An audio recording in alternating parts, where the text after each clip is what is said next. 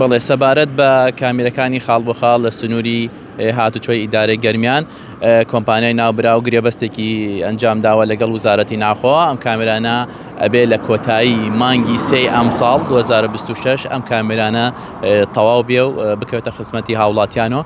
بەڵام ئەم کامێرانە بەهۆی ئەوەی لە ماوەی ڕابردووە کە ئیشان کردووە بەهۆی وەرزی زستان و باران بارینەوە هەندێک لە کارەکانیان دواکەوتەوە، بۆیە داواکاریەکیان پێشەش کردو بە وزارەتی ناوخۆ بۆی کاتەکەیان بۆ درێژەوە بکرێت، بەڵام لە ئایندەیەکی نزیکدا دەکەوێتە کار. ئەمە چەند وا دەکات ڕووداوەکانیان چۆن لە سنووری ئیدارەی گەرمیان کەمتر بێتەوە؟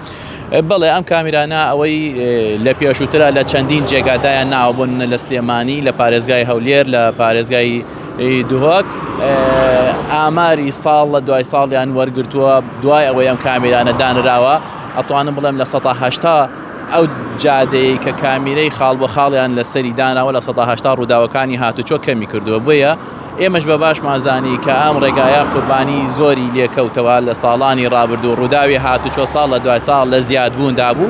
بۆیە بە باش مازانی ئێمەش داوا بکەین بۆ سەر ئەم ڕێگایە کامیرەدا بنرێ.